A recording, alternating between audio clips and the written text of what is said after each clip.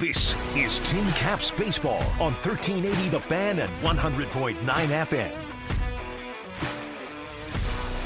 Welcome back to Tin Caps on Deck, presented by Hoopy Insurance Services. Saturday night baseball, Game 5 of this 6-game series here at Parkview Field between your Fort Wayne Tin Caps and the South Bend Cubs. Here with our pregame guest, Kasen Wells in the first base dugout. Kasen, an inside-the-park homer yesterday. We haven't seen one of those in a few seasons. Jackson Merrill, the last Tin Cap to do it, ironically also against South Bend.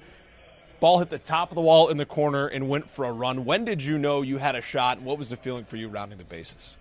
Yeah, I mean, I saw the ball hit the wall right before I was at second base, and I saw it kick pretty hard. So I figured, that there was a good chance, and when I touched second base and Lukey was waving his arms, I was like, all right, you don't send with someone with no outs on an inside-the-park home run unless you're pretty sure of it, so yeah. In terms of high school, college, and obviously in pro ball, any other inside-the-park homer memories that you can recall? I actually hit an inside-the-park home run last year in Lake Elsinore. I hit one. It actually went down the left field line, and guy slid and missed it, dove off, and it bounced off a couple of walls, and so, yeah, last year, yeah. What was the vibe like in the dugout when you came back? Obviously, probably a little bit winded and guys cooling you off, but what was the energy like? It's fun. I mean, it's first homer of the season for me, so a lot of guys were fired up for me. First inning, you like to start a game and like that, and just in an exciting way. Like, home runs are exciting, and I think especially like an inside-the-park home run, I mean, you can really like feel the energy and kind of build off of that. You guys sent all 9 to the plate in the first inning last night, scoring 5 times. Obviously, the outcome, not what you were looking for, but still being able to throw that first punch and do so in such emphatic fashion. You guys have done that quite a few times this season. How important is it not only to strike first, but to strike in that way? Yeah, I think it helps the offense a lot. I mean, you hear it talked about a lot, like hitting's contagious. So the more guys we can get on base, the more that, your hitters can do their job, get it to the next guy, keep rolling.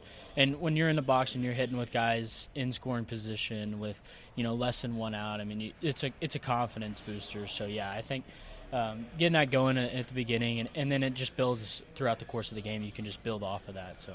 Hitting out of the 2 spot for you yesterday. You've been leading off to begin the season, mainly out of the 9 spot in the last month and a half or so. Batting second yesterday, how did that change things for you? It doesn't really change anything. I mean, you just, you step in between the chalk lines and go, whether you're in the 9-hole, lead off, 2-hole, like, it doesn't matter. You're stepping in there and you're battling against that pitcher, so it doesn't change anything. You're hitting behind Justin Acrisio yesterday. A lot of times he'll head out of the leadoff spot. You're batting 9th, and when we've talked to Johnny about this, he says, well, we get through the order one time, and then it's Kasen, then JD flipping it back to the top. What's it like either hitting right in front of or right behind Acrisio?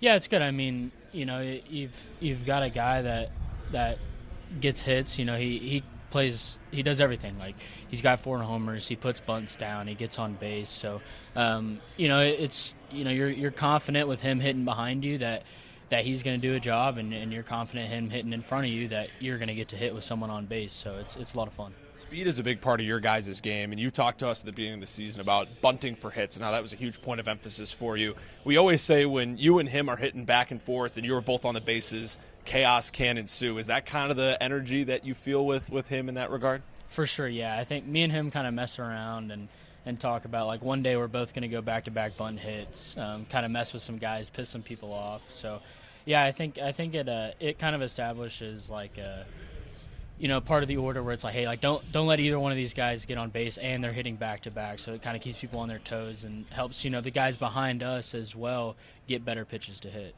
We talked before hitting the record button about Thursday, getting the Wednesday game postponed, playing 2 on Thursday to end the first half, and winning the doubleheader. It's the 4th doubleheader we've had this year, the first that you guys have taken both games. How huge was that, garnering the momentum here as we've begun the second half?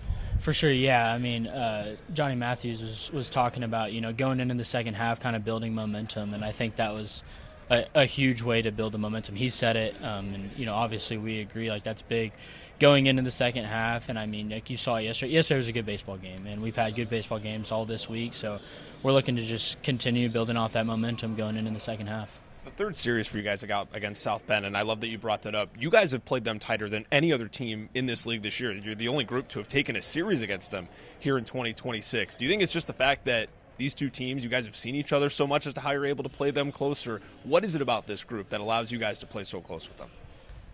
I think it's probably a little bit of the history. Like we went 5-1 against them, and then they came back and went 5-1 against us. And so I think now it's like, it's just kind of one of those things, like we're trying to punch them in the mouth, they're trying to punch us in the mouth, and we're trying to prove that, we're better than them, and they're trying to prove the same thing. So I think a little bit has to do with, like you get deeper in the season, you've seen some of these guys, you know how to play them, you know how to pitch them, you know how to do that. But, that's also how baseball goes. Like, you're trying to keep their best guys off the base paths, they're trying to keep our best guys off the base paths, and trying not to give our big guys pitches to hit, and we're trying to do the same. So, yeah. Bit of a cool opportunity for you guys tonight. You're facing Matthew Boyd, a Major League rehabber, a Major League All-Star season ago with Chicago. In terms of how you're going to approach, obviously, it's no different than facing anyone else, but what are you hoping to gain out of tonight? Yeah, I mean, like you said, it's no different. It's cool, to face someone like that. It's great experience, but I mean, you don't treat it any different. It's another pitcher. He throws a white ball, and we swing a wooden bat. So that's how we're treating it. Andy Ackerman with Kasen Wells prior to first pitch on this Saturday night. One last question for you. Looking ahead in the second half, what are things you're looking to focus on for yourself and for this group to make a playoff push? Yeah, I think we're trying to be a little bit more aggressive. Like we want, to win ball games. So steal bags. For me, it's stealing more bags and just continuing to get on base. How can we benefit for the team? How can we move a runner? How can we score? How can we do this? How can we do that? So I think that's what really just trying to play the game right. That's center fielder Kasen Wells. More in a moment. Lineups and first pitch coming up next here on the Tin Caps Radio Network. Podcasts by Federated Media.